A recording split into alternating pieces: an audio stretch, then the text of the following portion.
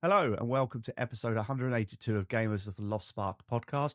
I'm your host, Stuart Burgess, and joining me as always is Mr. Stephen Carter. How are you, Steve? I'm very good, mate. Thank you. How are you doing? I am very good, my friend. I'm very good. Had a good day, a busy day yesterday, so having a bit of R&R at home today, but and jumped into a game that we'll be getting on to in a mo. But yeah, sort of work's busy. We're going away for half term, I think it is. We're going away to France in half term, so we sort of started thinking about that as well. So what about yourself? Are you guys been busy? Yeah, so we're busy. So you're almost on holiday wind down. I'm pretty much there. I've got a very small shift to do tomorrow at work before going to Cornwall on Friday. So yeah, I'm pretty much there. But I'm same as you. I'm hopefully gonna receive one of the games that you've been playing, so I might be able to play it remotely on the portal while we're on holiday. But we will see if it arrives in time. Hoping so, but if not, I might just have a week of little to no gaming. So I'll have to do a week of catching up before we pod again. Well, actually, getting on to that, we are getting the legendary Anthony Chesson on for the next podcast. So just to put it out there that 2 weeks today, as we record, I'm going to be away, and I think you're still away. So we're not going to record in 2 weeks. So there will be about a 3-week gap before the next podcast, but we're going to have the old man. We're going to have the old host on, and we're going to try a 3-way podcast and do some Xbox showcase predictions. So I think that's recording. I think it's the 3rd of June, and then I've booked the next day off as well. I say booked. It's not really hard speaking to my boss because I just look in the mirror. So I'm working from home. Yeah, yes. Listen to me. I'm working from home. So I'm hoping we were going to pod on the Wednesday evening, and then I'm going to edit it and get it up on the Thursday, stroke Friday, so people can listen to it before the showcased on Sunday, I think it is.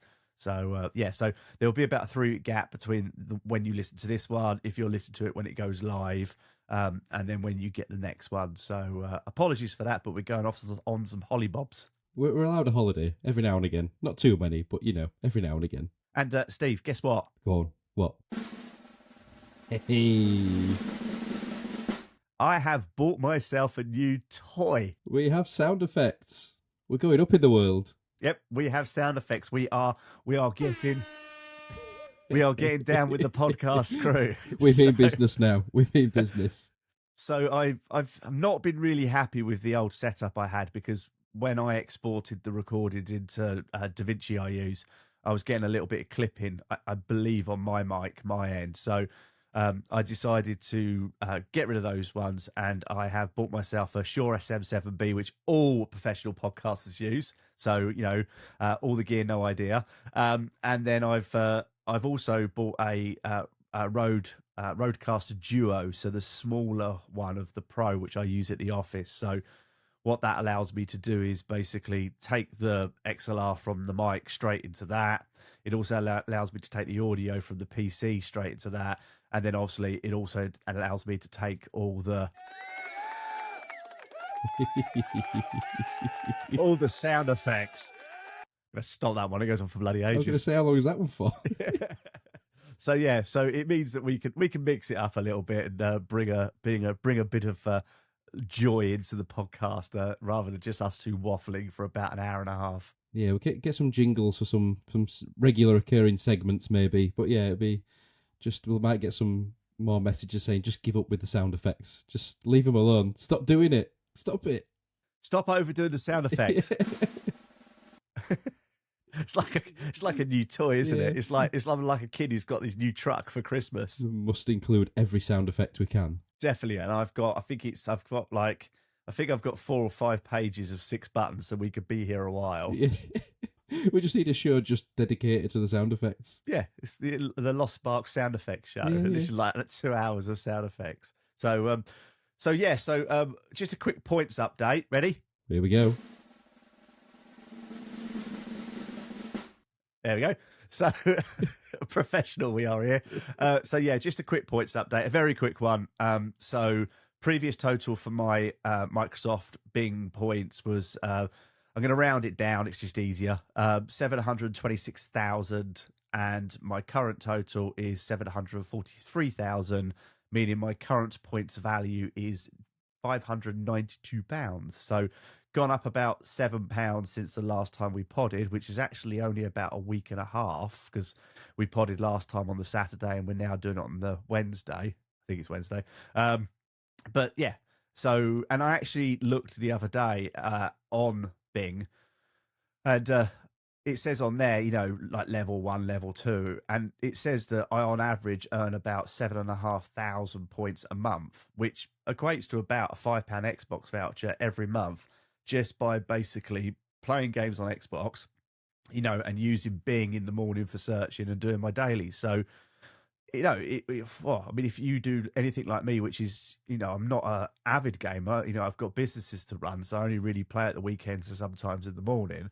But, quite easily in 6 months, you could get easily a minimum probably of a, £30 voucher, which is, an indie game or an upgrade or something like that in for free. Yeah. Well, I in the short time that we've sort of revived the podcast, I've nearly got my second £10 voucher.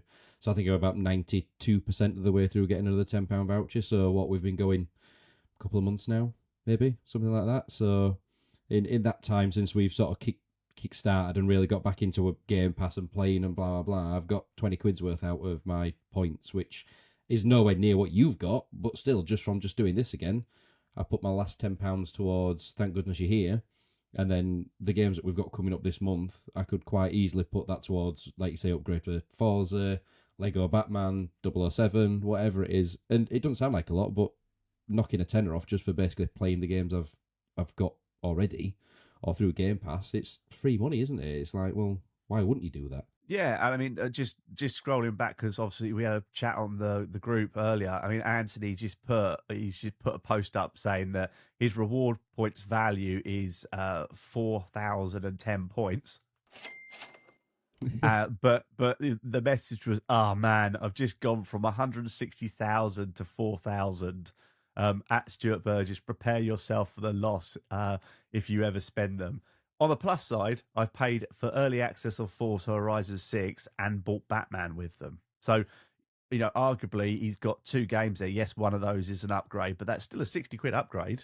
It's not a cheap upgrade this year. Well, it's not to be sniffed at, and Batman will be at least 50, won't it? So yeah. It's, 2, like you say, the upgrade gets him early access as well, which obviously gets a jump start on everybody else. But I'm definitely wanting Batman as well. So again, I'm happy with the tenner off. But when he's got it for quote unquote free, you've got to be pleased with that. You have to be. Yeah, I mean, just for playing games and just, as I say, in the mornings I go down and let the dog out, make myself a cup of coffee, sit on the sofa, and then I just turn the Xbox on to a Game Pass game for 15 minutes just to get the points. I then open up Bing on the phone and just do my dailies on Bing, and that's it. It takes, all of 5 or 6 minutes, maybe 10 minutes if you're trying to get some of the other achievements or some of the other stuff in Bing. But yeah, and I mean, I bought, I can't think what it was now. I bought something the other day and I got 2, I think it's because it was my birthday, they gave me double points. Yeah, I saw something like that. There were an update on it. It popped up for me. My birthday's not till September, but I'm hoping it's still there. But yeah, you get some sort of bonus for your birthday, don't you? So again, you get a little boost there for nothing again. I think it's double. You get double points for your birthday week, basically. So I can't think what I bought now, but I basically bought, I'm trying to think, because I think I bought the Star Wars racing game. I can't think what it's called now. What's coming out in September? So I bought that, and I bought Dying Light. I bought Bond because I really want to play Bond. Yeah. So I bought Bond as well. So I think I ended up getting something like about 5,000 bonus points just from those 2 games. Yeah. So do you know what that is? Don't you? More money towards the Helix. Free Xbox time. Hopefully, anyway. Yeah, although if it does come out at 800 or 900 quid, it's the YouTube video is going to be I got a free-ish Xbox Project Helix. It's better than what I'm going to get, mate. Let's put it that way. Definitely. That's taken me 6 years, though. I mean, I started collecting them when we did the other podcast. It's nice that it's continued, though, isn't it? That you started it then and it's still going now. Yeah, it's like a nice little continuation, isn't it? Obsessive me never.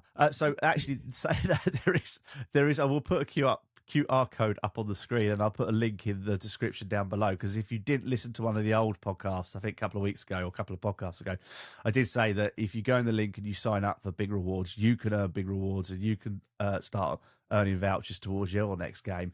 But for everybody who signs up, I think I get about 500 points or something like that. So what I sort of said was a couple of podcasts ago was that if we get to the point of getting the Helix, which I will, even if I have to pay money towards it, if there is any money left after I buy the Project Helix, what I'll do is I'll buy some Xbox gift cards and then we'll give them away on the show to, supporters or something like that. We'll work a way of doing it. So if you want to start earning some points and you want to get some free games like Anthony's got today or will be getting within the next few weeks, then use the link in the description, sign up and start earning points. And it's not hard to earn a £5 voucher every month and, and pretty much get a free game every year. No, like saying, and from what I've earned already in the space of a couple of months, just for even be it a tenner, it's still a tenner for just doing what you enjoy. It's not much work. I've not done the whole Bing searches. That's just from me getting the 8-pack, the 4-pack, and the daily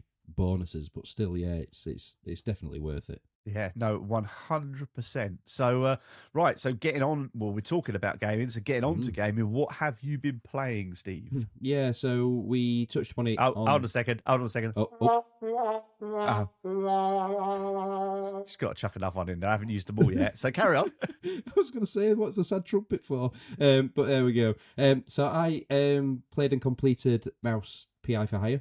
So I mentioned it in the last show. So I played and finished that. I really, really enjoyed it, Stu. I really liked that game, I must admit. I think it went on a little bit long, and I know that sounds like a bit of a weird criticism to make, but it got quite repetitive towards the end, and I mean that not in a very overly harsh way, but like the world was great, the story was great, and like the design and everything, but it didn't necessarily do anything different all the way through. Like you got a couple of different mechanics, so part way through you got double jump, and you could wall jump, and you could spin your tail and glide and hover and things, but beyond a couple of times and instances where that was first introduced, it didn't really feel like it was carried on throughout. So yeah, so I really enjoyed it. Like I say, I think it went on a little bit too long towards the end. Right. The final boss sequence, I almost gave up on it though. I nearly had to put it down because I just. Oh, really? Yeah, it just frustrated me so much. Like it really really got to me. Well, Anthony, I don't know if he carried on with it, but he got stuck on, you two were having a conversation because he got stuck on a level and you were like, right, now what you have to do is you have to do this, this, and this. And I think I remember I think it was High on Life 1, or the first High on Life. I've still not started the second one, but the first High on Life, there was a couple of bits in there where I sort of rage quit because I just couldn't get past a certain boss or something like that. And I think that's why I always avoid the Final Fantasies and those type of games, because I know I'm just going to get really annoyed with it, and I'm not doing this anymore. Yeah, and I must admit the second part of the Final Fantasy VII remake, I got right to the end and I couldn't do the final Sephiroth battle, and I gave up on it. So I like completed it up until that point because I got his health bar down to about that much, and then he killed me. I went, no, I'm not doing it. I'm not starting, because it's like one of these where it's like multiple sections to the one boss fight. I was like, I'm not doing it again. I think that was the same with me for the game I couldn't remember after playing Dead Space and really enjoying the Dead Space remake was Project Callisto. And that was the same. I got all the way to the end of Project Callisto and the final boss was really annoying me, but I managed to beat him. And then they had a DLC. So I got the DLC because the game was cheap. So I got the DLC. I was really, really enjoying the DLC. And then I got to the final boss and I was 2 or 3 hours in it. And I'm like, even down at the easiest level. And I'm just like, do you know what? This is actually ruining the game now for me. And I just turned it off and I've not been back since. So, no, I mean, how long were you playing the game for, would you think? How long roughly was it? It's hard to say. I mean, I'm going to say maybe with a bit of extra bitting and bobbing, maybe about 20 hours or something. Maybe I've clocked in, and that's not an overly long time. I get that, but it's just I feel like it's because it doesn't necessarily do anything to change it up. It's pretty rinse and repeat in terms of you go find your different parts of your investigation. You go to these different areas. you have to find the clues, go back and pin them on your board, then you go to the next bit and and so on and Right. so forth. And you get, like, say, the other bits of mechanics. I don't think the variety of guns really did anything for it either. Like, it almost played a bit like Bioshock in some ways, because obviously you get this whole menagerie of guns to choose from. But I pretty much stuck to the same gun all the way through. Like, I got the Tommy gun, which is called the James gun in this game. Um, It must be illegal, say, I'm doing guessing the it's a Tommy gun. trademark thing. It Yeah, I'm must be guessing so. trademarked, yeah. Yeah. And I upgraded it. So I upgraded it to the more, so it had more ammo, it more accurate, and blah blah blah. But once I'd done that, I didn't really use anything apart from the devarnisher, which was like the acid gun that melted opponents. Like, Right. you got a big cannon, you got two different versions of a shotgun, you had your starter pistol, you had an ice ray gun. I'm trying to think of what else you got now, but like the Tommy gun basically did it for me. Like, in terms of, once I upgraded, it had a big clip. You could fire a load of bullets continuously, wipe a load of people out. Its secondary function did a good job as well. Right. So yeah, so again, I don't really think the weapons really changed it up that much either. Which, again, that would have helped maybe make it feel a bit different. The different enemies in different towns or different places were, again, they looked different, but they pretty much played out the same way.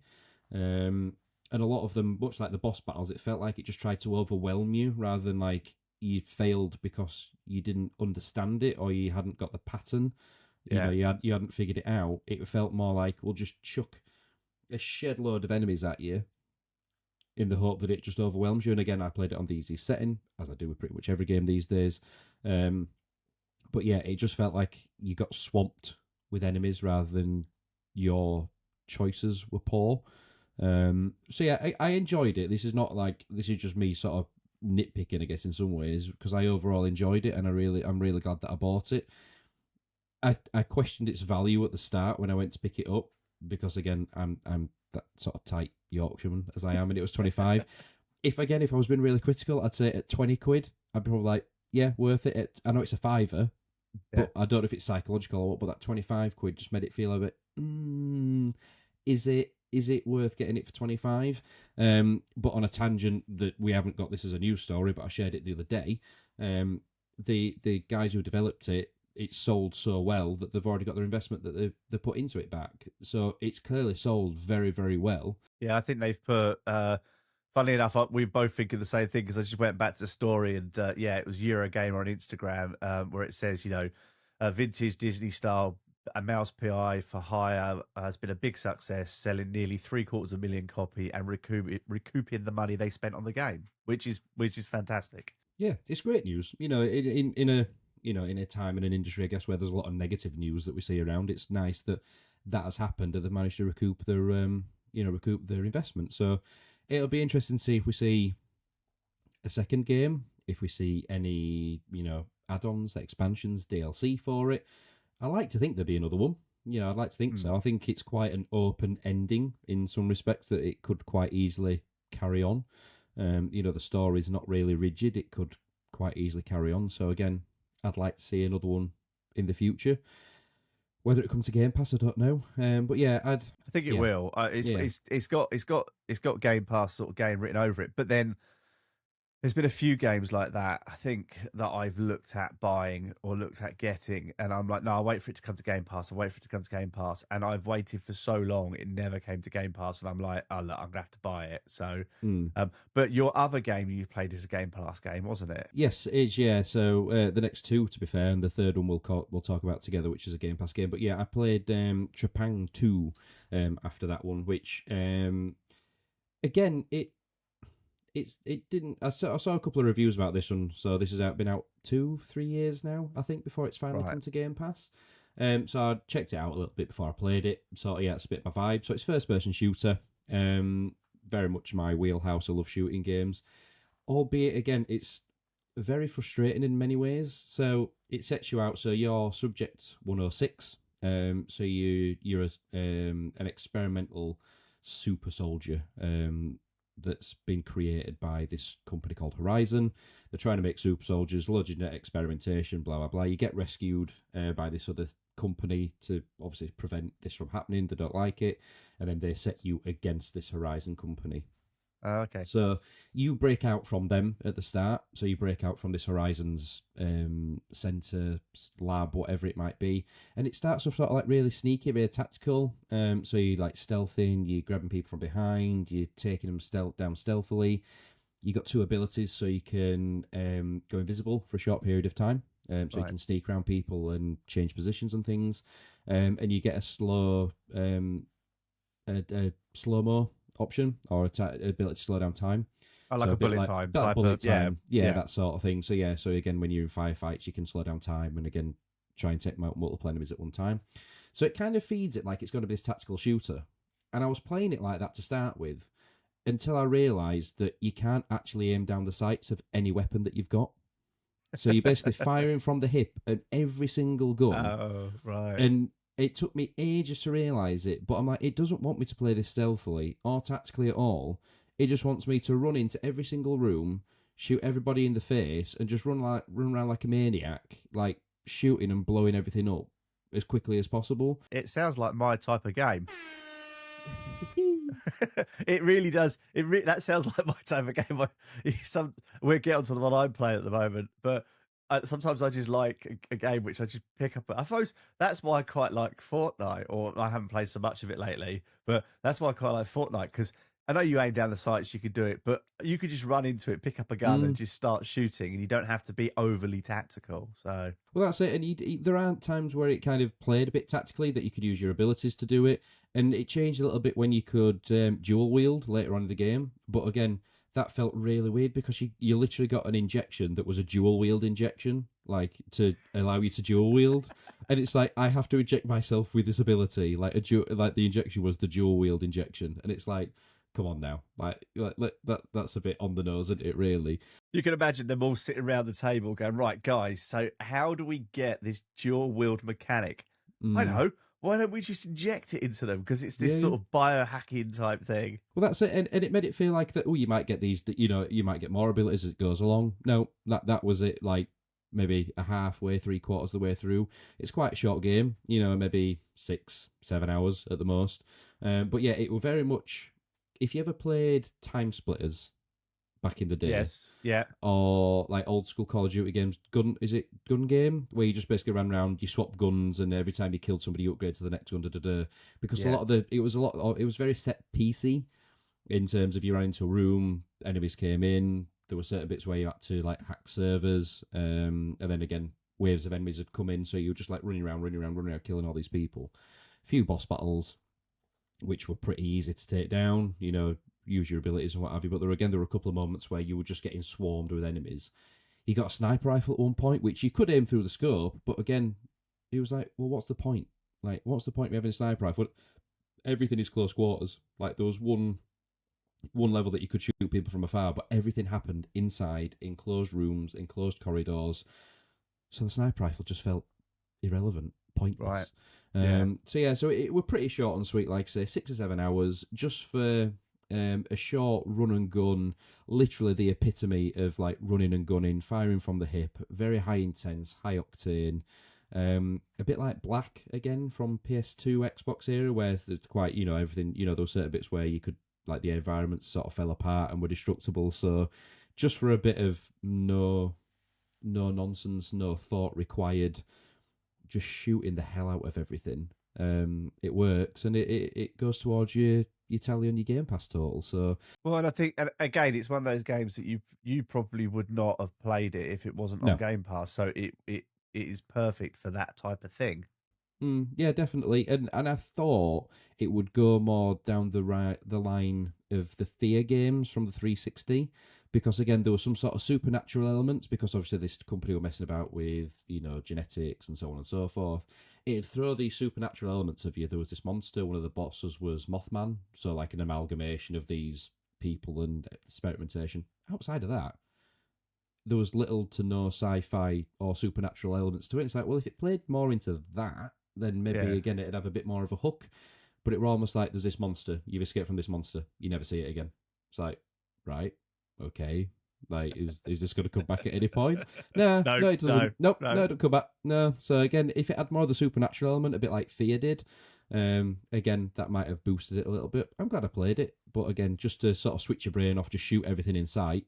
Yeah, just a good bit of fun. No, I think sometimes those are just like, just sit down and play a game, Mm. um, and then you just don't have to think about it, and you don't have to watch lots of cutscenes. You just sort of get on with it. So the other game that you've been playing, we've both been playing, and you can see the screen thingy Yes. around me right from the beginning. I went back after I completed it and grabbed this screen still because it was such a good game. So you also jumped into mixtape.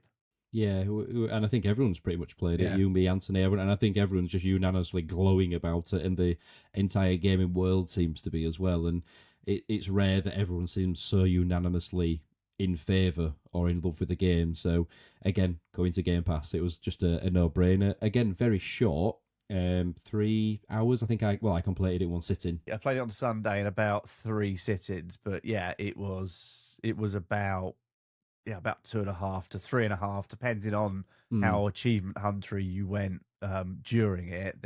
As I was getting towards the end, I was stopping and then looking at the achievements, and then basically going back and going, okay, what's I don't know. There was one where you have to blow up all the stuff that's coming down as you're going down the hill, yeah. and I'm like, oh, I think I remember seeing an achievement about this. So I stopped it, went and found the achievement for it, and then went, okay, I've got to get everything. But no, it was a coming of age, American type.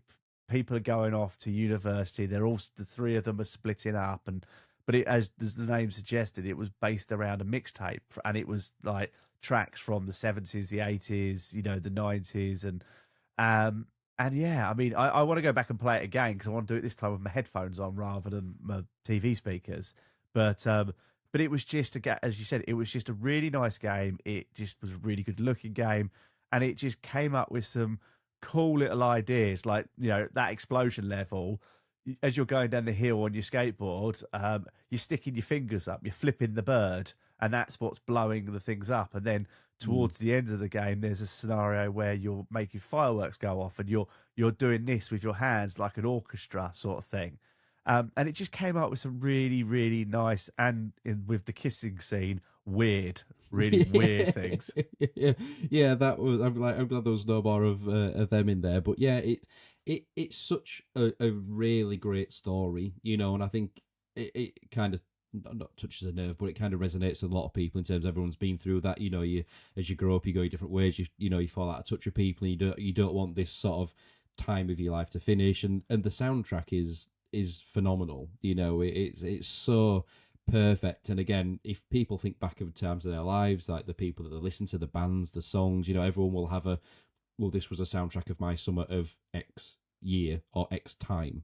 And this was very much the same. And I think if you went and listened to this soundtrack as a compilation, retrospectively, there's so many great tracks in there, and again, it's from probably an era of just a few years older than I am. I was born in the 90s, didn't necessarily grow up in the 90s, but again, maybe sort of 5 to 10 years above where, older than I am.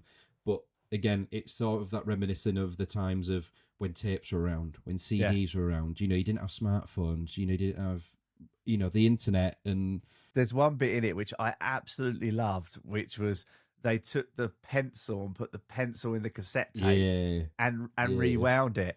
And I just thought that was just like, it was just touching on little things like that, which was absolutely brilliant. It was very like, if you could think of like, the 90s films like American Pie and things like that, it was almost like that coming of age type of thing. So Mm-hmm. I didn't check actually, but I'll be amazed. I'll be absolutely amazed if you can't if they don't do the soundtrack on Spotify or something like that.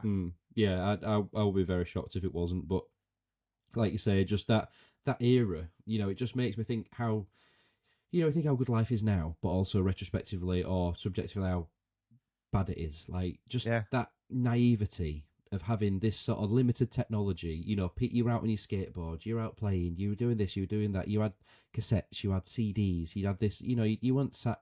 This ironic sitting talking about video You weren't games, listening but to a podcast either. yeah, you weren't listening to a podcast. But yeah, it is. It's just that thinking, oh god, you think you had it bad, but how sort of also just been disconnected how great it was. But that look, you know, the aesthetic, the art style, how it plays, you know, it's got that Spider-Man multiverse, K-pop Demon Hunters, that sort of Yeah. reduced frame aesthetic of, you know, it's a bit stilted but works. It just looks absolutely beautiful, like you say, the different, you know, the different times of day, the fireworks, the nighttime, the lighting, you know, the sequences with through the I love that camcorder sequence, you know, towards the end of the party, towards the end when it was that first person look through the camcorder. That was brilliant. I keep on forgetting to say this on the group, but when you go in and take the photographs of the dinosaur, Yes. and you've got, I can't think what they called it now, but it so reminded me of, it was a year or so ago that James put up a post on the group where he'd got the Game Boy camera working or something Mm-hmm. like that, and he took a picture of himself, and it was exactly the same. A Yeah. pixelated, very, like, you could just about work out it was James. So, but again, it was back in that era. It was that type of thing with this little machine Game Boy type thing. So, no, it was such a good game. It's one of those classic games for me that I'm sad it's over Mm-hmm. because I could have easily played 10 hours of it, but then would have you got fed up with it after 10 hours? You don't know, sort of thing, because it was a sort of like walking simulator or skateboarding simulator at certain times, and you're following a story. But no, it's definitely up there with one of my games of the year without a shadow of a doubt. Yeah, 100%. Like you say, it again, it's such a powerful story. You know, it's one of them that like you say, the game itself is not it's interactive, but it's very much on rails. You're on a set path, but because the story, the script, the acting, everything is so powerful. You know, it just encapsulates you in everything. You almost forget that you know you are just following a set path. Like the skateboarding sequences, you can't really fail anything. You know, it's just you just do you do it. But again, the story is just so good that it's just like I just want to be in this world. I just enjoy being in this time, and Anthony picked up on it. The team that actually made this is Australian. Which was amazing. Which was amazing. Yeah, which I mean, again, being English from an outside perspective, it just seems to nail that era of America. But again, from what other people have said, it absolutely does. This just encapsulates that time, that era, perfectly, and it just makes you wonder how much time, how long they spent sort of researching this, thinking about it, thinking about the soundtrack. You know, how long did they stress over the soundtrack, thinking of what song is the perfect song? And I must admit, like the David Gray song, the Shine, again when they Yeah. come to the hut. It's just one of them songs that just gets me every time. You know, whatever situation I'm in, it's not a tearjerker as such, but it's such an emotional song that it will. Anytime I hear that song, I just be like, you know, I will start welling up, and again, it got me here because again, it's just such a powerful story. You're so absorbed in it that it's like I just don't want this to be over. I just want it to keep going. I feel the emotion that these guys are going through that they don't want this last day because this it takes part in the final day, doesn't it? Before she moves away to New York, I don't want this last day to be over. I love the story, but I don't want it to end.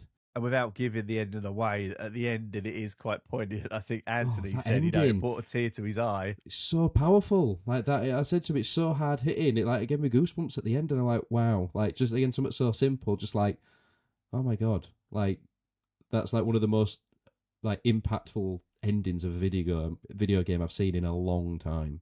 I'm just hoping that it I mean, okay, so we are May, so I'm just hoping it does get up for some awards because it is the type of game that, annoyingly, if I get on my high horse, some of the games that get win at the awards are good, very good, but they tend to fit that sort of bracket of games that should Mm. win. And this, in my opinion, is a fantastic game. And I know we've got GTA coming out. I know we've got Forza coming out. I know we've got some really high level games that we know are going to score 9 or 10s on Metacritic. But I just hope that somewhere down the line this picks up a couple of awards. So, unlike my first game, which I am going to give it a big, ready? Insert sad trumpet noise here. Insert Stad Stuart noise here. Um, Now, look, don't get me wrong. I really enjoyed my time in Droid Tycoon, and in a very different way, a little bit like Trepang. It was just one of those things that I found myself jumping in and doing my dailies, and then started enjoying playing it, and then it sort of got me. So after we last podded, I carried on playing it, and it started getting very easy to earn money, and I started unlocking all the droids and all this lot. And actually, at one point, I thought I'd collected every single droid, because you sort of go to a screen, and there is you flick onto the screen, and then there's a page of I think it's default default gold, diamond, and rainbow, and I filled all of those in, and then all of a sudden I noticed at the top, I noticed that, hold on a second, I've not done all of them. Then I realised there was a next page. Actually, there's 2 more pages. So I think I ended up, I can't remember the number, but let's say there's 250 droids or 350 droids. I think I ended up at the moment about 20 or 30 short of them, which is, good. So we went into last Saturday, and there was the BB-8 event. And if you've listened to this pod last time we did it, I thought it'll be awesome if you get BB-8 as a sidekick, because they didn't do that in Star Wars Day in Fortnite, and it's a bit weird that they haven't put up, a sidekick of being a Star Wars sidekick, especially when, this year you had Darth Vader, you had Luke Skywalker, you had Anakin, you had Rey, and all that lot. So I thought, surely they're going to have to do some sort of crossover. I couldn't find anything about it anyway, so this is completely my own assumptions. So 3:00 Saturday came around. I think I jumped on it before that. So I was on there about 22 or something like that. I was physically doing some stuff here at the desk. I think I texted you and said, right, my base is rolling. I've got 4 billion credits in my wallet, and I'm ready for this. And then all of a sudden at 3:00 on the dot, this cutscene happens, and you've got some X-Wings flying in, and then the X-Wing lands, and then, they put this crate down, and then sort of from around the side of the crate is BB-8 sort of comes and looks around the corner, and you're like, here we go. And then it goes, right, we need your help. We need you to collect any BB droids that you can get. So literally, I think there was probably 6 other people playing it. So you had to collect, I think it was like 10 to start with. So you went to the conveyor belt, you got off a BB droid. So that could be any of the type of droids that basically look like BB-8. And she got them off, went back, you produced them or manufactured them, and you then took them to the ship. And then they went, well done, thank you very much. While I take these back to the base, could you hold on to this BB-8 for me? So then all of a sudden, and I'm like, oh, okay. Where is he? Then I realise he's behind me, so I've got my BB-8. So I'm like, okay, that's cool. He says, but we need some more BB droids. So can you find 25 more? And I'm like, okay, well, maybe they're going to do this in 3 hits, because it was a 2-hour event. So I'm thinking, well, maybe they're going to do like regular BB, and then they're going to do like a diamond or a rainbow or whatever like that. So I collected the 25 more, and it said, thank you very much. Here's your reward. What reward? I haven't got a reward. BB's still down there. I'm like, actually, no, I put BB away because I was afraid I was going to trade him in by mistake. I had noticed that in the last few days, when you go to sell a droid now, they actually say, do you want to sell this droid? Because I think people were selling droids by mistake. But yeah, so I'm like, well, I haven't got another reward. So I went and got some more. So I carried on, sort of thing. And then I went back, and he wouldn't take any more. Wouldn't take any more droids. And so for the first time ever, I messaged the people playing and said, okay, so I've done 2 hits. I've got BB-8, and I've got another reward, which I'm not sure what it is. Is that it? And a few people went, yeah, they've upgraded your base. And then I turned around and looked at my base, and I'll put a picture up now, and it's a BB livery, and there's a big sort of stone BB on the front of your base. Okay, is that it? And then there was nothing. There was no bloody BB-8 crossover. I've not got a BB-8 sidekick, and yeah, I'm really, really, really. I think we need a bleep. I think we need a. Oh no, I got that. Really cheesed off. Honestly, I got that. I'm really, really. That's what I am. There we go. I think you sent a message to me on WhatsApp, and I was like, is that it? Is that it? Like, we've been building up to this all week, and then you've got a livery for your base? Is that it? Like they've built this thing up for days and days and days, and then you've not even got a little sidekick BB-8. I mean, in fairness, BB-8, he makes 5% of your base value if you then put him on a machine. So, I mean, he's knocking out the credits for me. So, I mean, I've not been in for about 3 or 4 days, but there's probably a good 30 billion waiting for me. But I've sort of like just gone, do you know what? I've done everything I need to do now. I'm not that bothered anymore. There's no achievements to unlock. I can't get any more points. So, and there's no crossover. So I'm done. If it was a separate part of the game that you could uninstall, it'd have been gone. Like, no, I'm sorry, I'd have rage uninstalled it. I can't be the only one. I mean, please, if you've played Joy Tycoon in any way, can you like leave us a comment in this description? Can you send us a voice memo of your, view on it? Because, I mean, at one point there was, I think on Saturday, even after the event, there was sort of 70,000 people playing it. To put that in perspective, a lot of time there's about 300,000 to 400,000 people playing Fortnite. So there was more people playing Droid Tycoon than there was playing the other game, which was, I think, Galactic Siege or something like that. I noticed that, which surprised me. Well, I mean, to be honest, I played Galactic Siege a couple of times. I thought it was bloody dreadful. It wasn't. It wasn't. It wasn't a Battlefront 2. I mean, it definitely was a.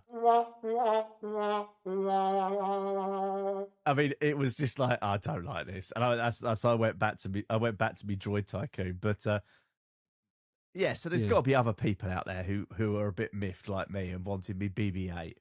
Yeah, I must admit, like I kind of ran my course with it. I got people just randomly shooting me and killing me in it, which I was like, "Oh God, that's just so annoying me." So there's no point. Like, there's no point. You don't achieve anything. No. You don't get anything for it apart from just being a nuisance. A dick. Like, yeah, basically. Oh no, hold a second for being a. There we go. That's it. Yeah, we're PG again. Yeah, it just annoyed me. You stood there at the conveyor belt and somebody would shoot you. You'd lose all your guns that you'd got on your items, which didn't really serve much purpose. You know, unless they expanded beyond that small section you had where you found some stormtroopers in a house in a building, and you could go do the astrotech droid with astromech droid with the crash ship, and then the hostile takeover.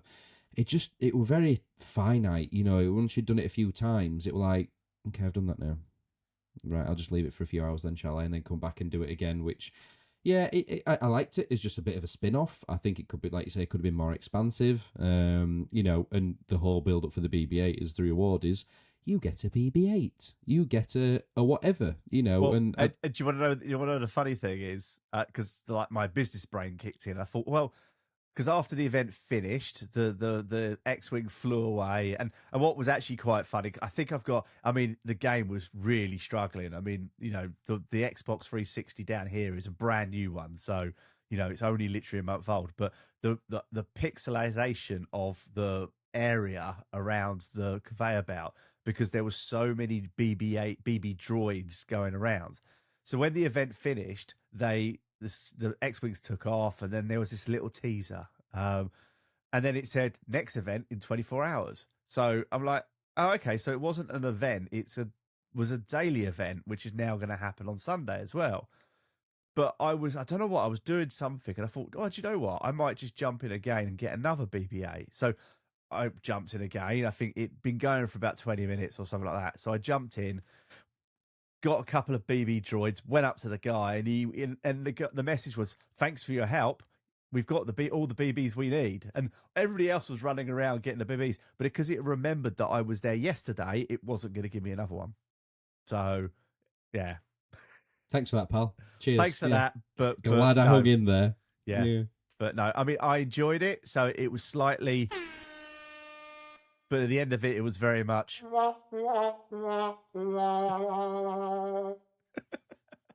We should have people are shouting at us now. Yeah, just leave it alone. Leave it alone. But we should have a sad trumpet game of the Fortnite or whatever it is. Just every episode. Well, maybe we should actually do a rating system. So the rating system. So what are you going to give this game? I'm going to give this game a, because it's making loads of the developers money. But no, I mean, so the other game that I briefly played up about. To be honest with you, I had a bit of a session this afternoon because I was in London yesterday and I got back last night and I was bloody knackered. So I just did a few bits and pieces this morning. The wife's car's got to go back tomorrow because the lease is up on it. So I went and put a couple of new tyres on it just in case they said it was too low. And then I got back and I jumped into Ghost of Yotai.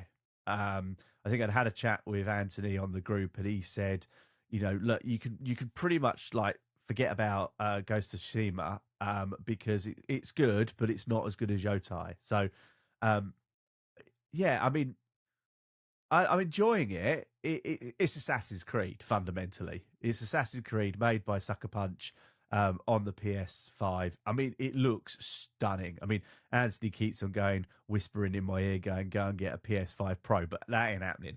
But I mean, PS5 on my on the 77-inch OLED, it's a stunning game, and I am enjoying it, and I am finding myself sort of like comparing it to Assassin's Creed in a lot of ways. I'm enjoying it, especially was it Shadows, the last Assassin's Creed, wasn't it? Yeah. I mean, I think we both fell off of that one. So it's very similar to Shadows. But yeah, I mean, you're the child, or you're the young girl of a family that basically get brutally murdered by samurais, and you're trying to avenge their death. And it is really good, and there's some really nice little bits in it, like you follow the wind rather than a pointer. If you ride your horse through the flowers, the horse goes quicker.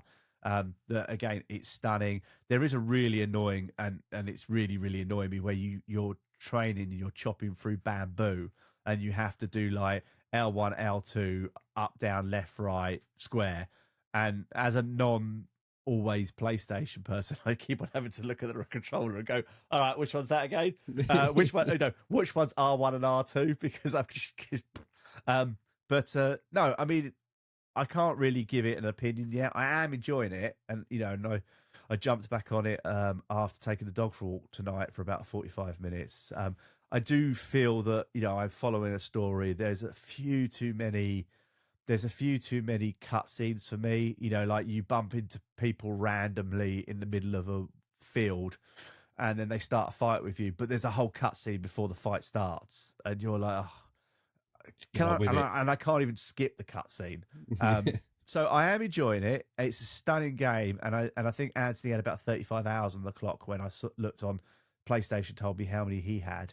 So definitely worth it, but.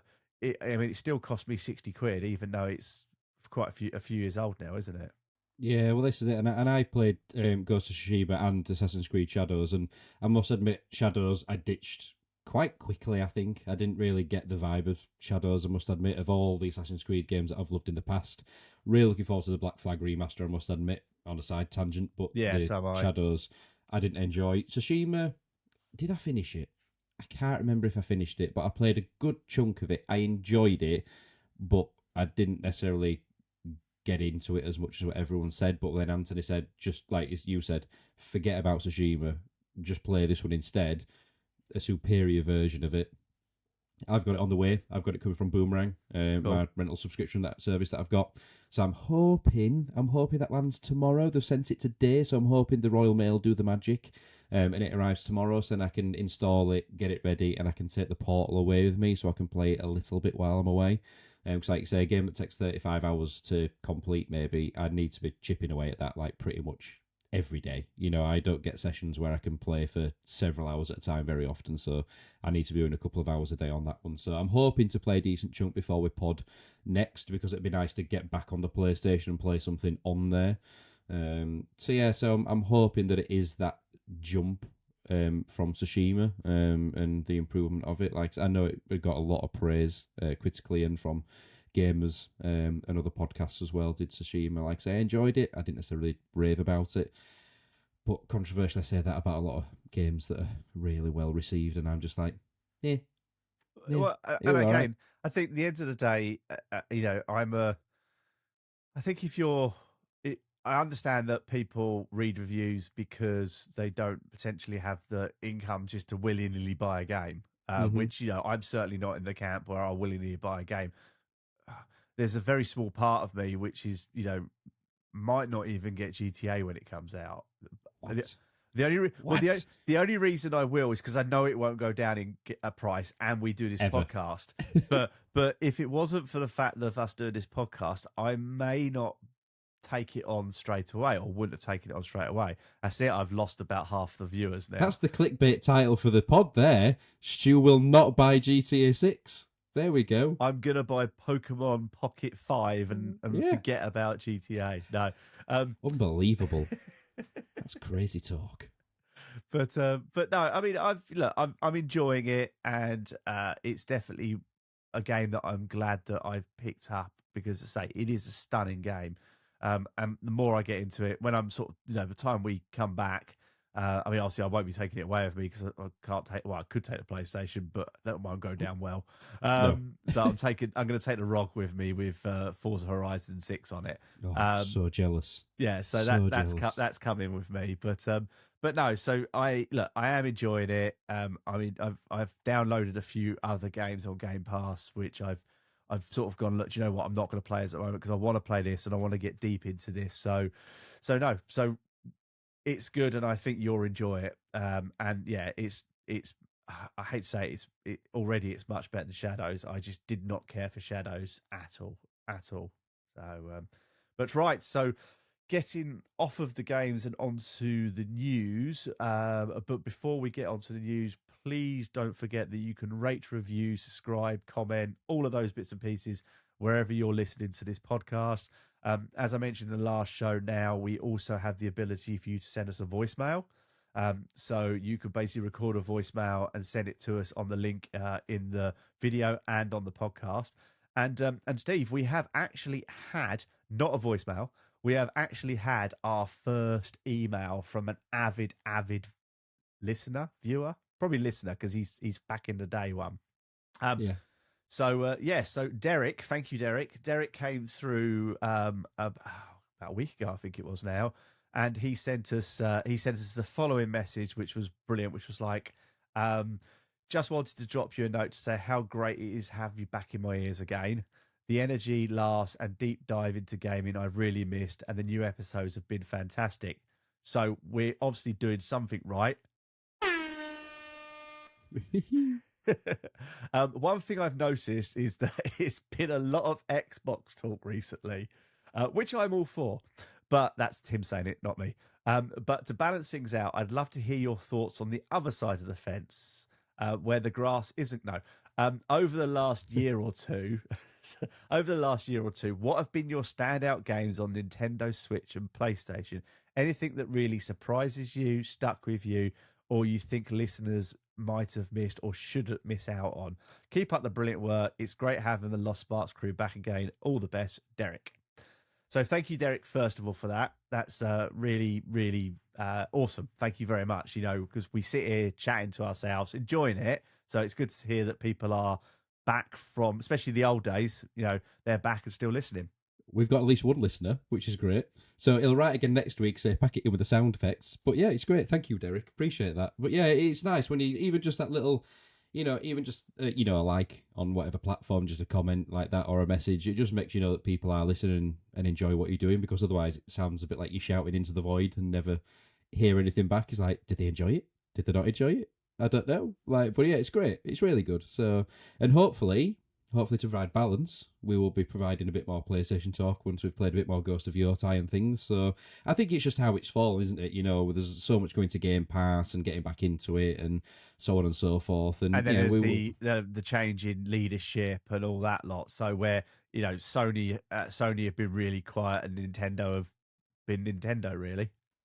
Yeah, that's it. And hopefully we'll get back into it and, find a stride a bit more with a few more bits and pieces. But obviously we'll cover some more PlayStation bits and we'll cover a couple of bits now in terms of what we've played and enjoyed from the other side of the gaming world. So obviously with yourself, what's really been some standouts on PS5 and Switch for you? Yeah, so PlayStation, I think I've got a bit more of a gauge on because I don't have a Switch anymore and I haven't got a Switch 2. But for me, the things that I've played recently on PlayStation was the Spider-Man games.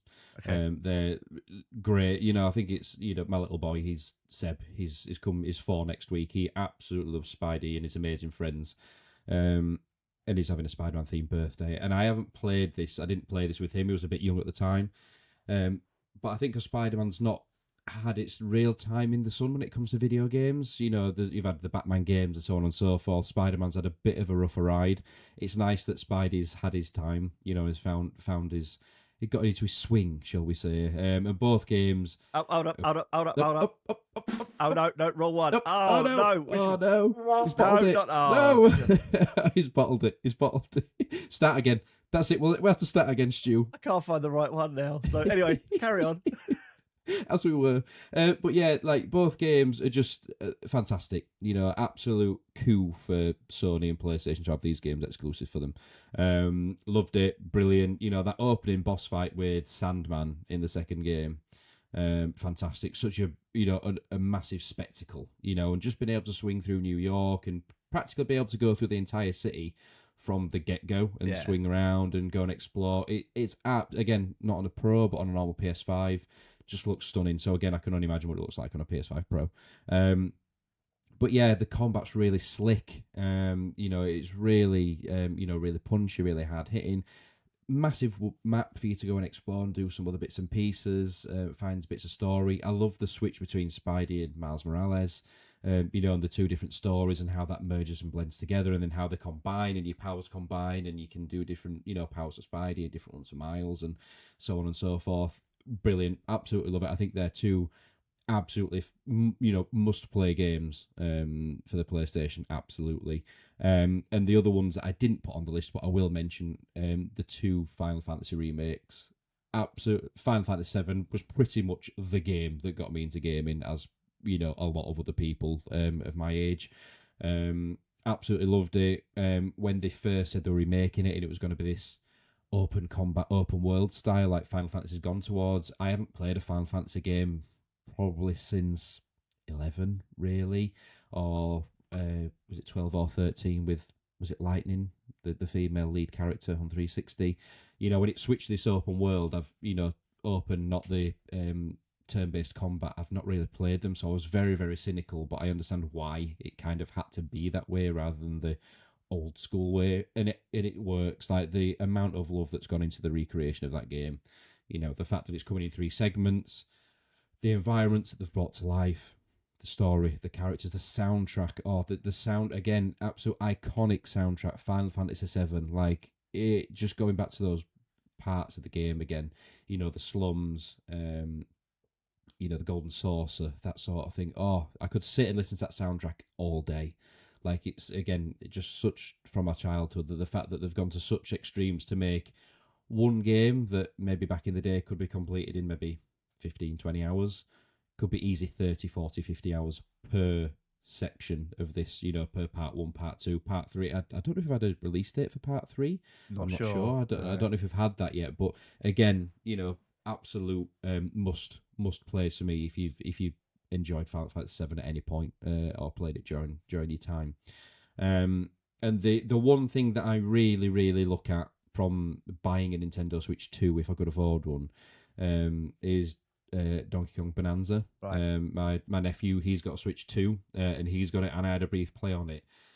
And again, like you said, Nintendo just do Nintendo things, and it very much seems that way, but they do such a good job of giving their sort of main characters, their, the mascots, as you were, their own little time in the sun. Yeah. Like Yoshi's had his time, Mario has his time, Donkey Kong has his time, and so on and so forth. And it was great that, the sort of hour or so that I played on, I was like, oh my God, I really need to play this game. I really need a Switch 2. I can't afford one, but I really, really want one. And just how the world adapted, and you could do all the digging, and it changed, and so on and so forth, and it kind of, obviously Super Mario Odyssey was such a good game on the first Switch. That I think this is sort of up there with games, again, that you have to have this game if you buy a Switch 2. And I still look very enviously at it. And like I said, I don't own one, I don't have the game, but from what I played, that to me would be, I'm buying a Switch 2, and I'm getting it with Donkey Kong Bonanza over the Mario Kart. You get it with, to me, that'd be what I'm getting it with from the get-go. By the way, I found it, I think. There you go. There we go. There you go, found it. We got there in the end. It was on page 2. Yeah. Can we cut that in? Can we clip that in the edit? We'll sort it out.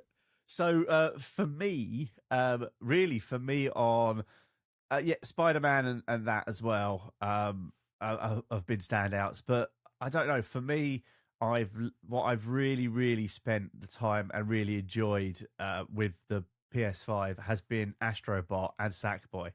Um, I don't know whether it's sort of like I quite like a platformer, Super Lucky's Tale, that type of thing. I quite like that type of game, and actually although I'm not a huge fan of the DualSense controller, I think that it used that quite well in both those games, and they were just nice games you could just jump into and play, and were very very enjoyable. And I even took Astrobot right to the DLC towards some really really rage quit, smash your controller up type levels, which the wife had a go at me about. The For the Switch, I mean, I had a Switch 2 for a while, but I ended up selling it just before Christmas, I think it was, just because it didn't warrant. It was sitting there doing nothing. So for me, if I look back on the OG or the OLED, it was Animal Crossing, was Mario Odyssey. And it was the new Mario Kart. I mean, Animal Crossing, as I think I said on here on the first episode we did of this sort of series 2, that was the game that for me, I can remember having a chat with Anthony and saying, it's not for me, I'm not going to play it, does not interest me at all. And maybe that was because it was COVID, maybe that was because my daughter was what was she? Was about 10, I think she was then. So, and we just sort of played it together as dad and daughter, and we were trading our turnips and things like that. So that to me was really, really enjoyable. So for me, Anthony did leave a message or sent us a message saying for him on the PS5, it was Ghost of Yotai, the Sea of Sword, and Astrobot. And on Nintendo, it was Mario Kart, Pacopia, and Donkey Kong Bonanza. I think Sheep was Majora's Mask or something like that. He's playing at the Yeah, moment. he's just playing that. Yeah, he said if that counts. I was like, well, it counts. It counts. You're playing it. Yeah, That's what I'm playing at the moment. So so I mean, that fantastic. Thank you, Derek. That's a brilliant message, and that's more of what we want. If you are listening to this, just drop us an email. You don't have to leave us a voicemail, or you don't have to make it public, and you don't even have to put name on it. But questions like that are fantastic, and it sort of gets us to talk about it gets all the sparks to talk about their games and their bits and pieces and what they like and what they don't like. And I say, with the one we're going to probably do the next time we do this pod, with few predictions of the Xbox showcase and maybe Summer Games Fest. Please send them in. Yeah, it's nice to have something else to chat about beyond our opinions and perspective. It just adds another element and another dimension, doesn't it? So yeah, it's nice. Please do get involved, please. Otherwise, I'm going to talk more about my Microsoft points. Yeah. And use more sound effects. Right. So do you know what it is? It's time for the news. We need like a news night intro or something, just like a breaking news intro or something. Do you know what? I have tried to find one of those. So if anybody's got one, chuck it in the comments or whatever. But I did try and find that.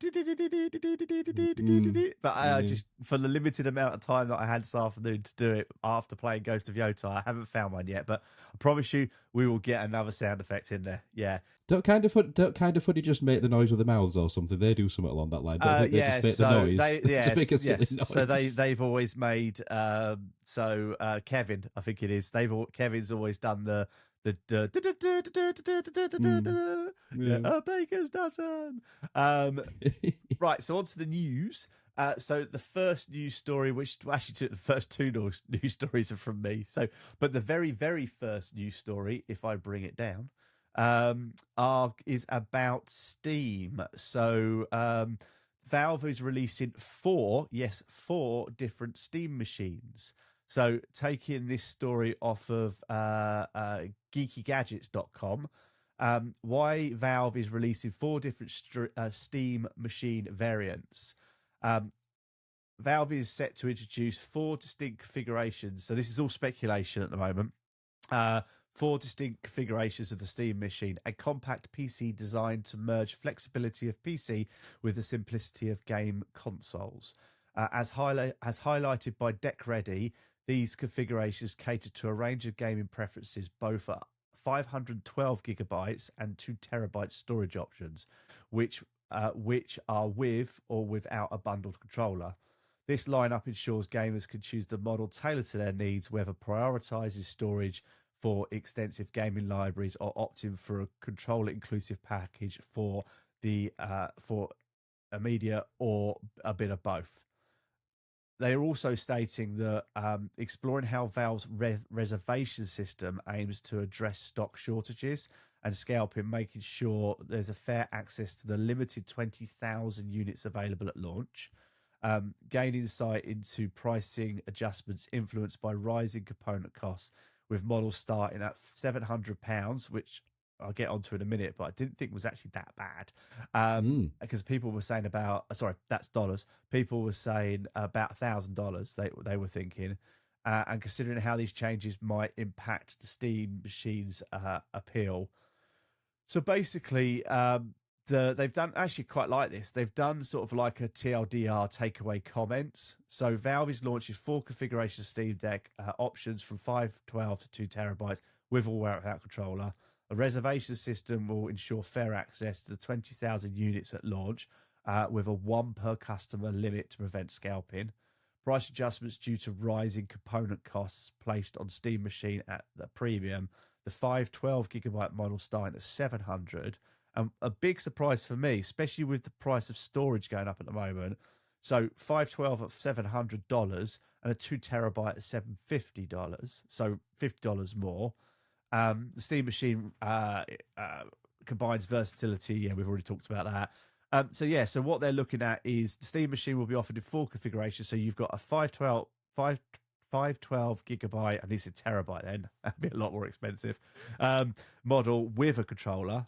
The same memory without a controller and with a controller, and then a 2 terabyte model without a controller and with a controller. So it seems to me that, I mean, I'll link to this because they've also got a video. I'm quite surprised at. I'm not surprised because I've got a feeling that, you know, Gabe and the team at Steam might be, at Valve might be trying to figure that they might be sort of like thinking, well, okay, look, you're going to buy our game, so we're going to offset the cost of the console.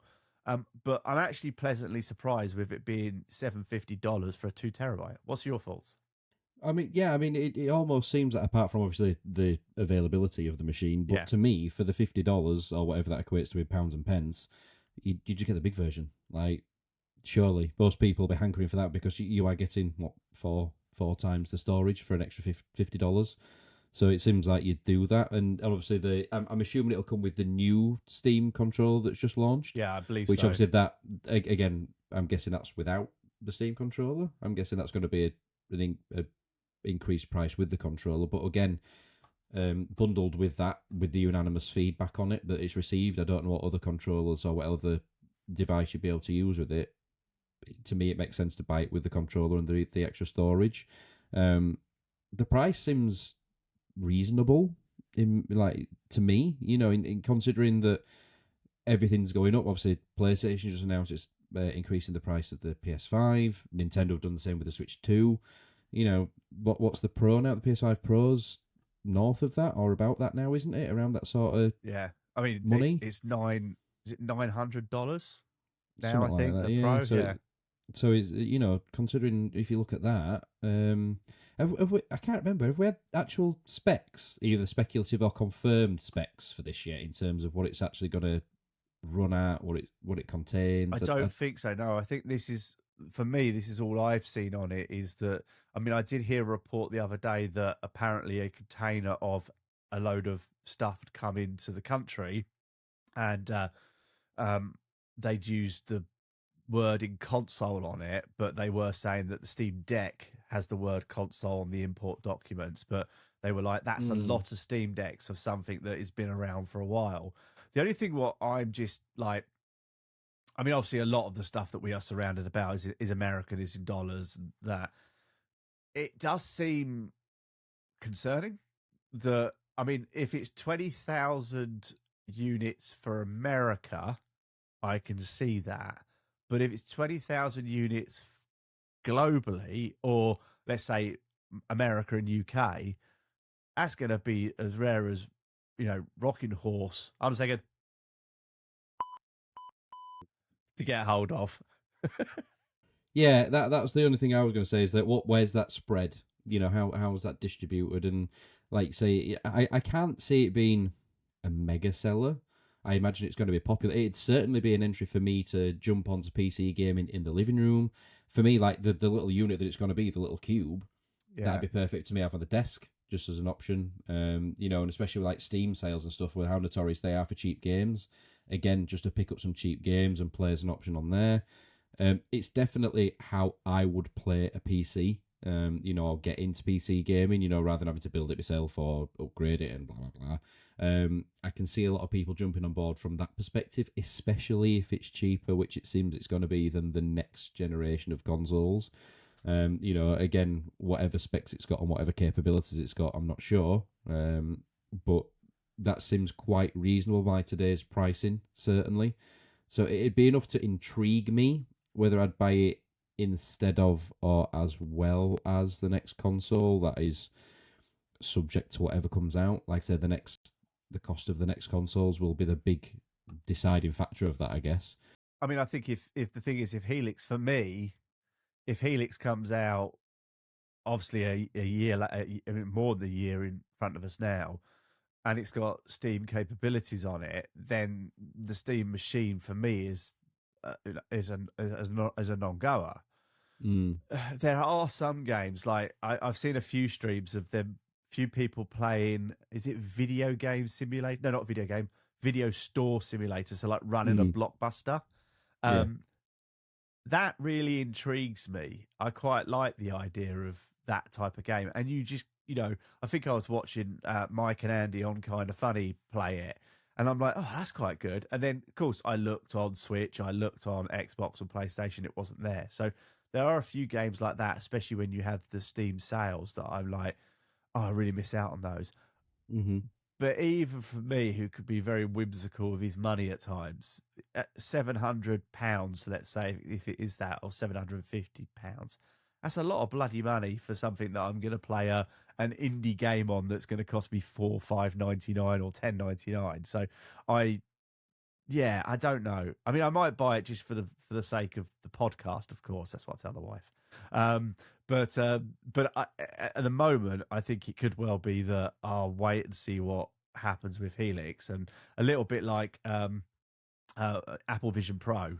I'm quite intrigued with the Apple Vision Pro because I Mm, do a lot of editing. I've got two Apple Macs in front of me here, but because it's Gen 1 and because it's bloody expensive, I'm like, no, do you know what? I'll wait till Gen 2 comes out if it comes out. So it could well be I may well miss this first gen and then go in to see what Helix is like and then pick up a second gen if Helix doesn't do what I want it to do. But it's certainly, the form factor, the countertop type of stuff with the controller.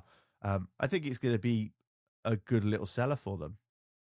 So, and the next story is with me. I'm taking this whole podcast up with my jingles and my stories. So this one is actually courtesy of Mr. Chesson. We literally just threw this one up on the group before we went live. So fresh off the press from Xbox Wire. Available for Xbox insiders, new Xbox console updates bring updated boot up, gamer score badges, and more. Started today, selected Xbox insiders can start testing the latest updates coming to the Xbox console, bringing even more way to personalize and shape your experience. The latest updates brings the newly introduced boot up experience, tiered gamer score badges, and the expanded game library filter. These features will roll out to more inside over time, with a broader availability coming up to players later, which actually is a side post. If later is as quick as they've been doing the other stuff, it will be about a month's time. it's not going to be very long, is it? No, because I noticed playing mixtape that the new achievements was coming up with the little sort of frilly sort of bit at the bottom. Yeah. So new boot up experience. We've updated the console boot up experience with a new animation sound, which looks stunning. Featuring the new Xbox logo with with the signature green players know well. You'll see and hear the update when you power your console, bringing the refreshed look and feel from the moment you jump in. Earn new tiered gamer score badges. Players will now earn tiered badges that reflect their lifetime gamer score, giving you the fresh way to showcase your journey on Xbox. With the badges, which look stunning, are and very Xbox. The badges appear on your profile and in the guide, making it easy for people to see your achievements, a history at glance. As your total gamer score grows, your badge evolves with you, reflecting every milestone in the way. So what am I going to get? Oh, I'm going to get the entry level sort of slightly greeny, pale green one, but not one with all the flowery things around it. I'll put a picture up now so you can see what it looks like. Understanding your game library at a glance, quickly see what you can play and why. New filters make it easy to separate games you own from those shared with you and identify installed titles with you no longer have access to. How to get Xboxer Inside support and share your feedback. That's on the actual device itself. But if you're not an insider, do go along and have a look. Just press Y, search Insider, because you don't have to get involved in everything like beta and alpha software updates. But as an insider, you do get your bonuses and you do get access to some of the early stuff. So, and again, I think it's what we've said on multiple podcasts. Heading in the right direction now. Yeah, definitely. And even like you said, that new boot up sequence, that new logo, just going back to the original bright green Xbox. That's what Xbox is about. Do you know what I mean? It stood out. It was, it was bright green. It was a bit garish almost, but that was the point.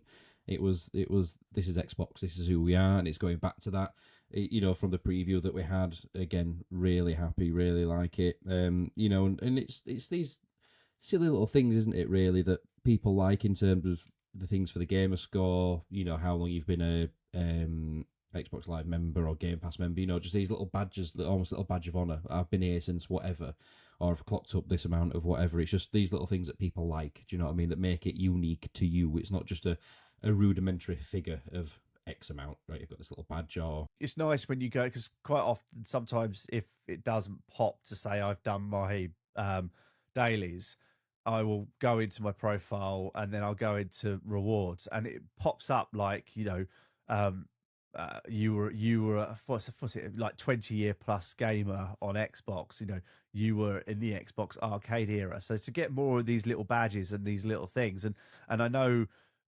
and a lot of people will listen to this going, I don't really care about that. I don't, it's not for me. I don't play on Xbox. Well, it's the same for me, really, with PlayStation.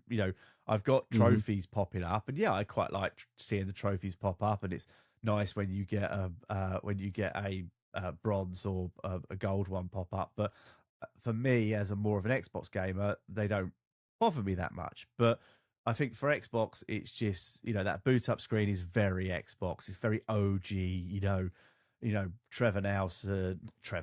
Major Nelson. What's Trevor Nelson doing there?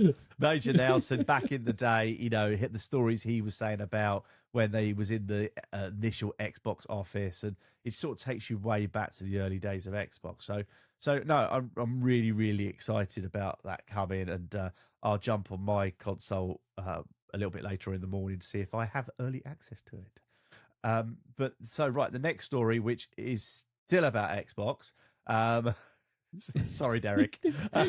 we promised we're not Xbox heavy, Derek. No, we're not. We have done some PlayStation stuff, but in fact, ticked the box. There's no PlayStation news. So right, the next one is with you, and it's about Xbox and Discord. Yeah, and again, it's just like we hinted and alluded to it. So with so many changes coming to Xbox, there's a lot of Xbox news going on at the moment. So this is, again, an update to Game Pass, which there's going to be lots coming, as again, they've suggested and demonstrated already. There's a starter edition of Game Pass that's now going to be bundled with Discord Nitro memberships. Okay. So we talked about this briefly, didn't we, Stu, of like that Game Pass could be bundled with certain things or it comes with certain perks, so it becomes more than just the gaming. So this is clearly the start of that. So as part of this, the partnership has officially begun, and now eligible members are given a new way to play and discover games. So this applies to the $9.99 Nitro sub, which I'm guessing that's the same in the UK, $9.99. I don't have a subscription, but not the $2.99 basic one. It's just for the regular one. But this will basically allow you to discover and play certain Game Pass games. So this will give you this version of Game Pass will come with a 10-hour trial of cloud gaming games like Fallout 4, Stardew Valley, DayZ, Deep Rock Galactic, Overcooked 2, Grounded, and in quotation marks, and more. So there's obviously a limited catalogue of games that this will allow you to have access to as a trial, with obviously the intent that you either go get Game Pass, a better version, Yeah. or buy the game. There's also a promise of more games being added periodically, but it's unclear at the moment how long they'll stay on the service for and how often these games will be updated. So you'll get other benefits. So you'll get 250 Discord orbs, which is the currency for Discord store. What you can buy in Discord, I'm not entirely sure. And you get more orbs when completing quests, and then they're automatically applied. But this seems like an ongoing partnership that will evolve over time. But it certainly seems like, so obviously there's Discord integration into Xbox already, and this certainly seems like the start of a more in-depth and integrated partnership. So again, just clear impetus of how to kickstart and get Xbox back on track, and more integration, more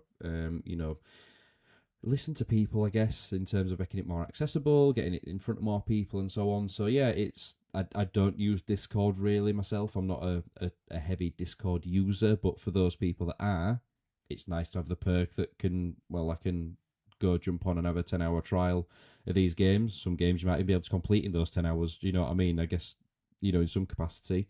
But yeah, to maybe draw people in to subscribe, buy games, upgrade. Again, it's just a way to get people in, isn't it? Yeah, I mean, it's all I want to know is, can I convert my Discord orbs into Microsoft points?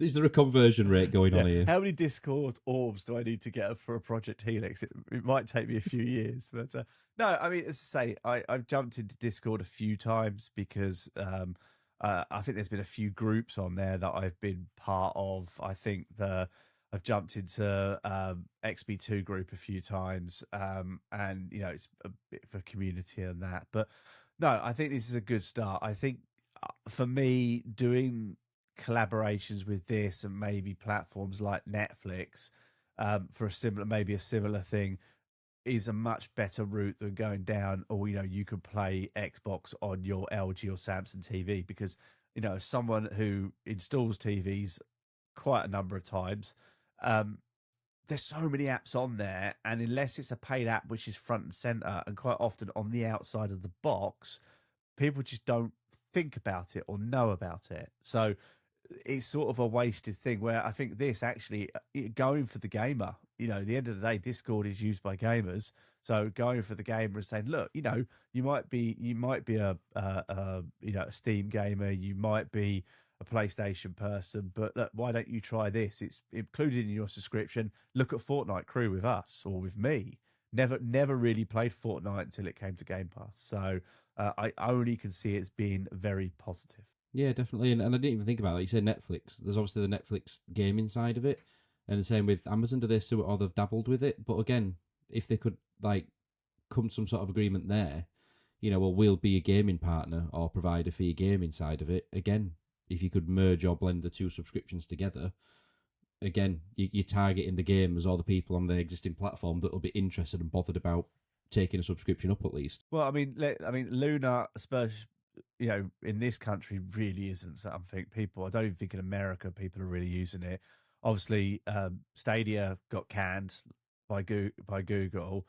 So and Netflix have a little bit of gaming stuff, but it's more sort of like, I think it's like Stranger Things, sort of like 8-bit type thing. So Mobile games, maybe. yeah, so maybe it does open the door to do collaborations with those brands who may have or had a gaming platform to say, look, we just want to include this. It's a 10-hour free thing. It's not really going to take anything away from you guys. So why not go for it, type of thing. Yeah, definitely. Right. So next story is with me, and let me just bring my screen down. So fundamentally, it turns out that Forza Horizon 6 got leaked or hacked, or not 100% sure. But the headline off of IGN's website is Forza Horizon 6 dev bans pirate who leaked gameplay footage until the year 10,000. But it's a long old time, that's a isn't long it? old time. I think that was because they could just put 99999 in or something like that. But faces an uphill battle to plug the leak. So put a bit of context behind it. Forza Horizon 6 developer Playground Games is following through on its threat after the game was leaked online ahead of the official release date, with one pirate reporting a hardware ban until the year 10,000.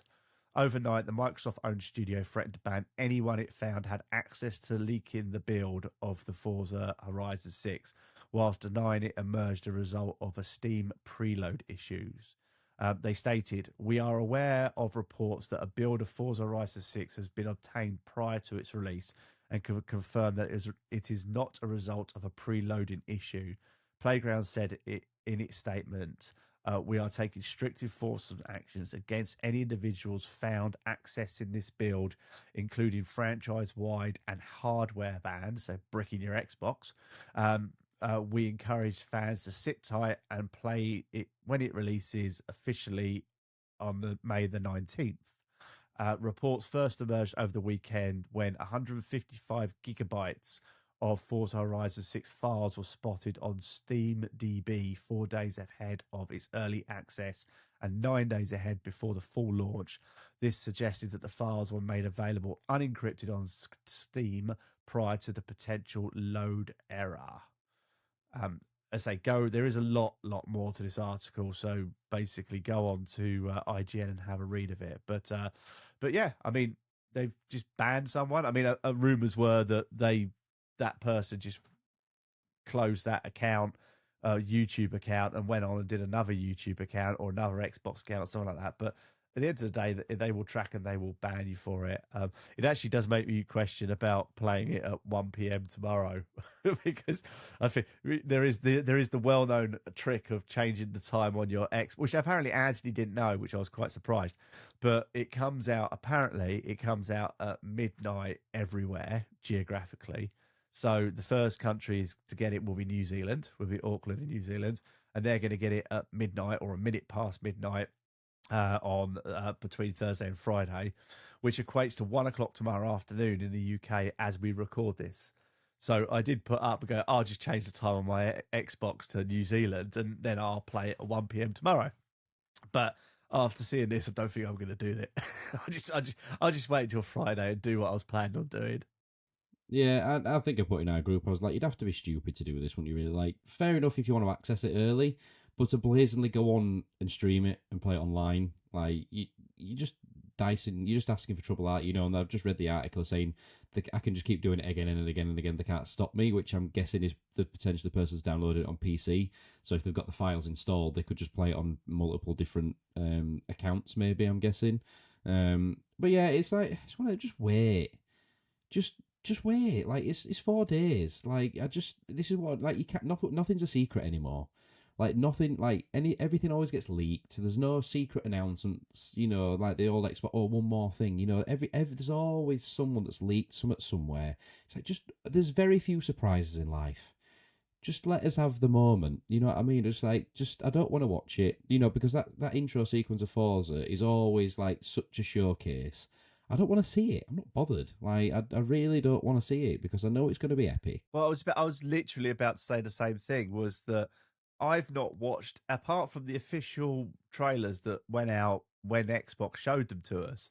The we have the first 1 hour of, IGM might have put up something like, we have the first 1 hour of gameplay, and I just doesn't bother me. I mean, Mm. it's like, I really want to play it and experience it. I mean, we spoke earlier because I've actually set up around me here. I've got an Elgato 4K capture card, so I might actually stream the first sort of 2 hours of me playing it up here. I mean, I've kicked the wife out the office. She already knows about that, so I might as well.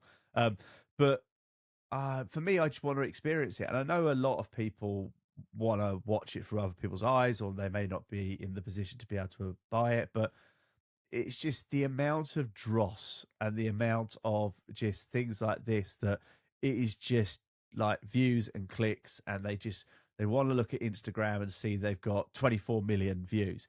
It doesn't matter if it's a load of rubbish, or it doesn't matter if it's stolen content. They just want the views. Um, Mm-hmm. if they make money out of it, I don't know. Some would and some wouldn't. But yeah, I mean, it's like, it was a matter of days of this going out and then the early access coming. So I don't get it. I'm looking forward to playing it, and it doesn't interest me. But there's obviously a market for it, so that's why people do it. Yeah, that's it. But I'm glad that they are just hitting people hard with it and will continue to stamp it out, which people will only learn the hard way, won't they? So hopefully that'll continue to be the case. Okie dokie. So, right, the next story is about the game that I'm not buying. Um, Yeah, about, that's the news article. yeah, Breaking news: G- Stu's not buying GTA 6. GTA 6 release date confirmed, question mark, but Stuart's not buying it. Yeah, it doesn't matter anyway. Yeah, so this is this bit. Well, I think this kind of links into Sony probably getting the marketing rights to GTA 6 as well. Yeah. So PlayStation 4 owners are starting to get messages about upgrading to a PS5 to play GTA 6. So people that are clearly still playing either the campaign or online or whatever on the last gen of consoles, they're starting to get a notification now telling them to upgrade to make sure they're ready for when GTA launches on 19th of November. Now, I think we've already had that date anyway, but I think this now more cements it because it's already been delayed once from earlier this year already. Yeah, because it was supposed to be about nowish, about June-ish, wasn't Yeah, it? it was I think. around. Yeah, around now. I think this kind of cements it and puts it in place that's subject to some massive issue or whatever going wrong. This kind of seems to suggest that that is locked in now. So obviously this isn't, as far as I'm aware, launching on PS4. As far I'm fairly certain it's not launching on there anyway. I'm pretty sure no, because I mean, yes, I mean I've got the image up here, which is an email that was sent saying Grand Theft Auto 6 is on your wish list. Get a PlayStation 5 today to be ready when GTA 6 launches on November the 19th, 2026.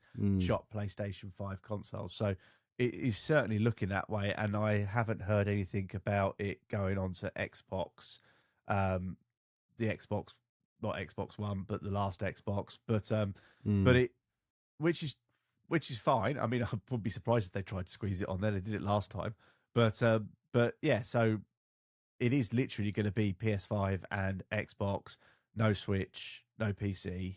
Yeah, which I'm quite glad they're not trying to squeeze it on the last lot because again, it's just if it's going to be such a big beast like it clearly is, just stick it on the consoles that it's going to work on and run on. You know what I mean? And it's like it sounds harsh with previous generation owners and what have you, but if you want to play the best console, the best games and the best graphics and so on and so forth, then if you have to upgrade, at some point you just have to say people just have to accept that is the case. Especially for PS4 and stuff where those are now quite aged as well. Trying to squeeze some of that size onto an old console will be quite tricky. And needless to say, Stu, as well, we've got a rating by the US rating boards ESRB of 17 plus for mature. Shocker.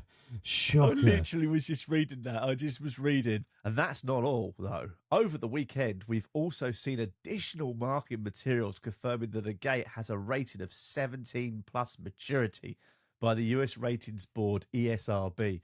This is due to blood, gore, intense violence, mature humour, nudity, strong language, sexual content, and the use of... And maybe I am actually going to buy this. But yeah, I mean... well, hold on a second. No, Sherlock. Mm. it's going to be an 18 rated game, wasn't it? I don't think anybody was ever thinking it was going to be anything different. Yeah. Oh, it's a 12 plus. Oh, I mean, what a way to instantly like that. But I can imagine them not buying it. But yeah, I mean, shocker. Has any GTA been anything less than an 18 plus? Let's be fair. So, but yeah, I think that confirms that it's going to be a November release. And again, it makes sense that it's going to be that pre-Christmas, holiday period. So yeah, so for me, it's always going to be a day one. I'm going to have to play Grand Theft Auto. I'm definitely going to have to be there. So yeah, I think that pretty much confirms that come November, everybody's going to be playing Grand Theft Auto except you. No, I know I will be. I'll have serious FOMO, so I will be. The one that still takes me is like analysts believe GTA's parent company Take Two is estimated to have spent between 1 and 1.5 billion on this game. Mad in it. I mean, and it will make It's that back crazy. in one day, probably. Mm, I know it's crazy, and I mean, there was. I think I saw some saying they might not recoup that, and I'm like, well, come on. Even if the GTA line's still going to be keeping going, and what was that 100 million or 500 million made annually a year? So it's like, well, within 2 years of GTA Online, you've made that back anyway. Obviously, this is going to sell ridiculously well for whatever value it's going to sell at, whatever retail price it's going to have. But again, the sales alone of this, I imagine, will make a decent dent in that with how many copies they're going to sell of this. Yeah, no, definitely. I mean, I can't see them not recouping the money on this. I mean, it's no without. So anyway, so right, the next and the last story is with me, and it's going back to this bizarre story from last pod, which was about GameStop buying eBay. So neither credible nor attractive, eBay rejects GameStop's acquisition bid. I promise that's Again, let me act surprised.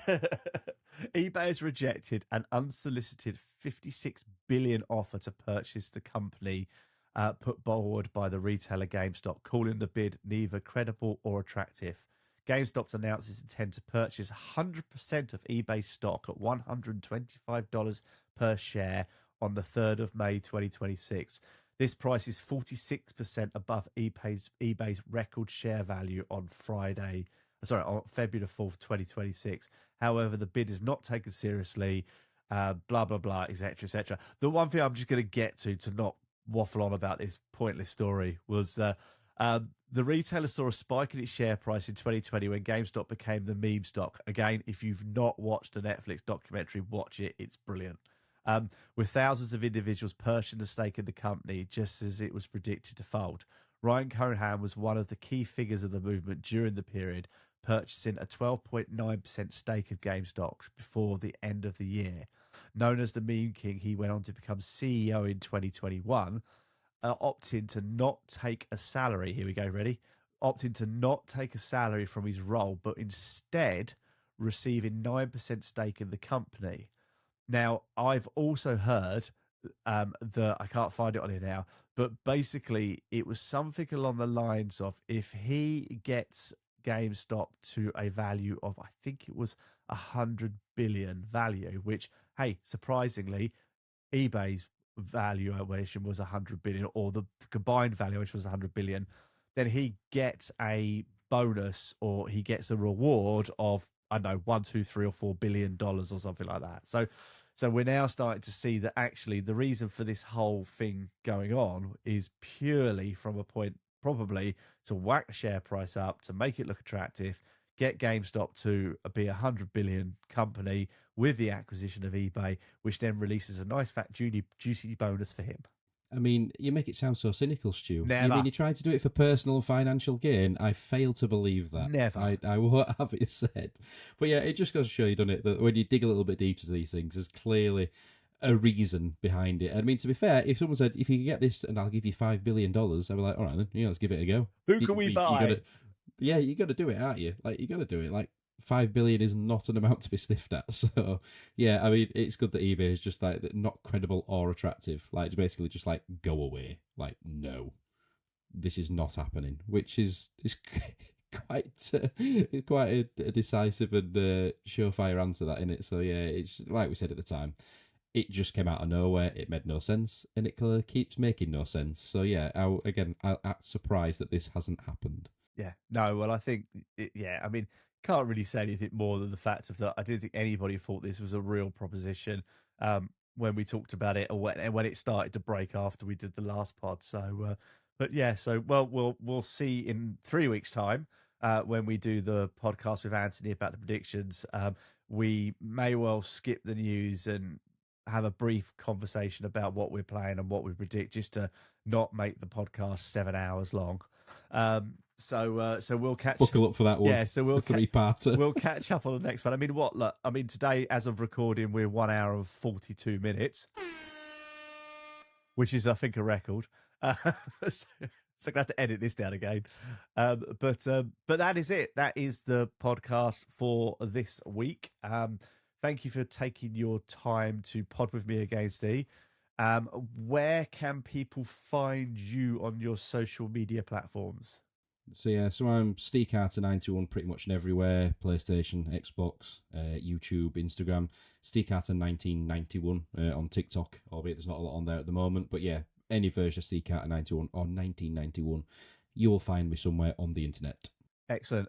You'll find Atlas Spark podcast on most platforms, and my social media manager, Mr. Stephen Carter, has been churning out the reels and the pods and the Vimeos or whatever the hell they are. Things. He's been doing things. I keep on going into my Instagram account, and it's like, you have been invited to participate. You have been invited to participate. Just stop it. Stop doing your job. Stop it. So Steve's been doing some, like, what's been quite nice is we've not just been clipping the pod. You've been doing some little reviews, little bits of feedback, asking people for some questions, and they're quite nice because they sort of complement the podcast. So thank you very much for doing that. I appreciate that personally, and because I haven't got time. Yeah, I know you do a lot with the edit, so I think it's like, this is the least I can do considering how long you spend editing the show down on a weekend. So no, it's the least I can do, and I enjoy it. I like doing these things, so it's a bit of fun, isn't it? Well, exactly, and obviously, as I forementioned, we have a Twitch channel. I'm not sure how much you'll see on the Twitch channel because, as I said to you earlier, I could do a podcast. I could do an interview with high net worth individuals and executives of companies. I could get on the stage in front of 500 people at the NEC in Birmingham and do a talk. But sitting in front of a camera in my home, in front of my Xbox, playing a game on Twitch is just bloody weird for me. So, but I'm gonna try and do my first Twitch stream on Friday with with Forza Horizon, which, funnily enough, would have probably gone up if you're listening to this, because I probably might not get around to editing this until Saturday.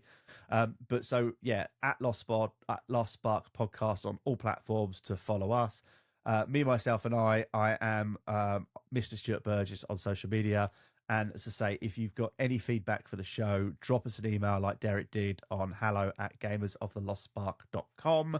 And then there's loads of links in the footnotes for the video and the audio on ways you can get into contact with us, ask us your questions, or tell us we're using, too many sound effects. Oh, I'll stop talking for nearly 2 hours. I just need loads of sound effects. So, but no, thank you, Steve. Thank you for your time. Thank you for people who listen to this, and I'll see you on the next show.